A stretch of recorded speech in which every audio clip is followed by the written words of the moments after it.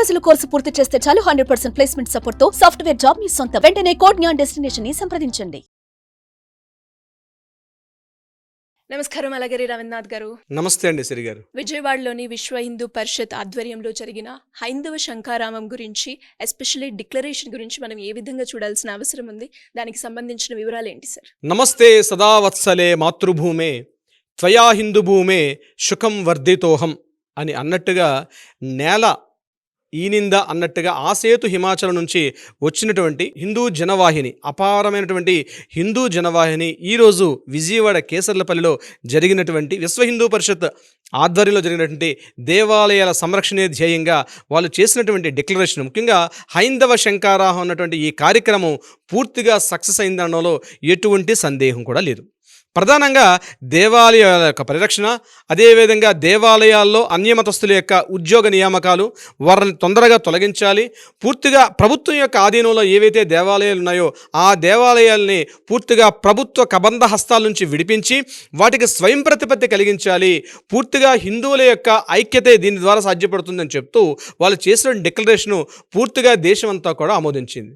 ఆసేతు హిమాచలం నుంచి వచ్చినటువంటి హిందూ మతానికి సంబంధించిన శైవులైతేనేమి, వైష్ణవులైతేనేమి, శాక్తేయులైతేనేమి, గానాపచ్చులైతేనేమి, సూర్యాపాసకులైతేనేమి, ఇలా అన్ని రకాలటువంటి వర్గాల నుంచి కూడా పూర్తిగా వచ్చినటువంటి ఈ హైందవ శంఖారావం యొక్క కార్యక్రమం పూర్తిగా కూడా విజయవంతమైనట్టుగా కనిపిస్తూ ఉంది. ముఖ్యంగా దేవాలయాల పరిరక్షణే ప్రధాన ధ్యేయంగా వాళ్ళు చేసినటువంటి డిక్లరేషన్ మాత్రం డెఫినెట్గా ఆయా రాష్ట్ర ప్రభుత్వాల యొక్క ప్రభుత్వ బంధాల నుంచి, ప్రభుత్వాల యొక్క సంఖ్యల నుంచి దేవాలయాల యొక్క పరిరక్షణ పూర్తిగా సాధ్యపడుతుందని ఆ యొక్క నాంది వాచకం. అంటే ఈరోజు ఆ మార్పు అన్నది బహుశా ఈ యొక్క జరిగినటువంటి ఏదైతే హైందవ శంఖారావం కార్యక్రమం నుంచి ఇప్పుడు బహుశా ఆ తొలి అడుగు ముందడుగు పడింది అనడంలో ఎటువంటి సందేహం అయితే లేదు. ఎందుకంటే రకరకాల వక్తలు మాట్లాడినటువంటి మాటలు, ముఖ్యంగా కాశ్మీర్ నుంచి వచ్చినటువంటి పండితులు, అదేవిధంగా మహారాష్ట్ర నుంచి వచ్చినటువంటి కొంతమంది పండితులు, మన రాష్ట్రం నుంచి రిప్రజెంటేషన్ చేసినటువంటి శ్రీమాన్ తెదండి శ్రీమన్నారాయణ రామానుజ చిన్నజీయర్ స్వామి వారు, అదేవిధంగా సినిమా రంగం నుంచి సినీ గేయ రచయిత అనంత శ్రీరామ్ గారు, అదేవిధంగా మైసూరు దత్తపీఠాధిపతి గణపతి సత్యనారాయణ స్వామి వారు, వీళ్ళందరూ మాట్లాడుతున్న మాటల్లో పూర్తిగా రాష్ట్రంలో, ముఖ్యంగా తెలుగు రాష్ట్రాల్లో ఈ జాడ్యం మరి ఎక్కువగా మితిమీరిపోయింది.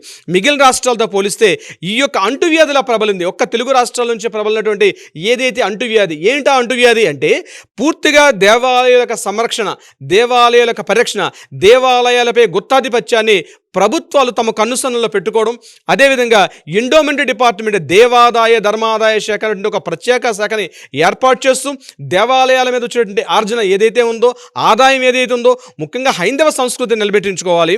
అదేవిధంగా హిందూ జాగృతి కలిగించాలంటే ఆ యొక్క కనీస జ్ఞానం కోల్పోయి దేవ ఆదాయ ధర్మ ఆదాయ అని ఒక శాఖను ఏర్పాటు చేసుకొని ఆదాయమే పరమావధిగా చేస్తున్నటువంటి ఈరోజు మన తెలుగు రాష్ట్ర ప్రభుత్వాల్లో ఏదైతే ఈ దేవాలయాలు పూర్తిగా మనుగడ చాలా కష్టంగా ఉన్నటువంటి ఇటువంటి తరుణంలో ఏదైతే ఈరోజు తీసుకున్నటువంటి ఈ యొక్క డిక్లరేషన్, ఈ హైందవ శంఖారావం పేరుతోటి పూర్తిగా వచ్చినటువంటి హిందూ జనవాహిని, అపార జనవాహిని, అదేవిధంగా వక్తలు మాట్లాడుతున్న మాటలో వాళ్ళ గొంతుకల్లోని, వాళ్ళ మాటల్లోని చూసినట్టయితే ఒక ఆవేదన కనిపిస్తుంది, ఒక ఆత్మావలోకనం కనిపిస్తుంది, ఒక టెన్షన్ కనిపిస్తుంది. అంటే ఇలానే జరిగితే కొన్నాళ్ళకి పూర్తిగా హిందూ దేవాలయాల మనుగడ అన్నదే పూర్తిగా కనుమరుగైపోయే దిశలో ఉంది. కొన్ని లక్షల దేవాలయాలు ఓన్లీ తెలుగు రాష్ట్రాల్లో ఉంటే ధూపదీప నైవేద్యాలు కూడా నోచుకోకుండా అనేక దేవాలయాలు ఇప్పటికి కూడా మన తాత ముత్తాతలు వాటిని పెంచి పోషించినటువంటి మన ఉమ్మడి ఆస్తి దేవాలయం. అంటే మనకి కష్టం వచ్చినా, మనకి సుఖం వచ్చినా, మనకు బాధ వచ్చినా మనం ఏం పంచుకోవాలంటే కూడా గుడితో పక్కన ఉన్నటువంటి దేవాలయంతో మనకు విడదీయరని ఒక అనుసంధానం అయిపోయింది గుడి.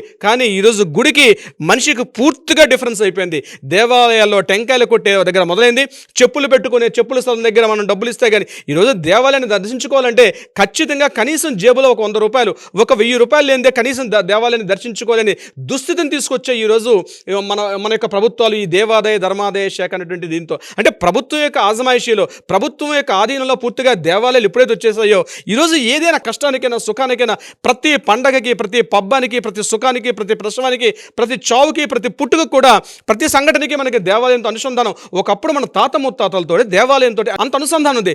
రామాలయం లేనటువంటి ఒక ఊరు ఉండేది కాదు, శివాలయం లేనటువంటి నదీ తీరం ఉండేది కాదు.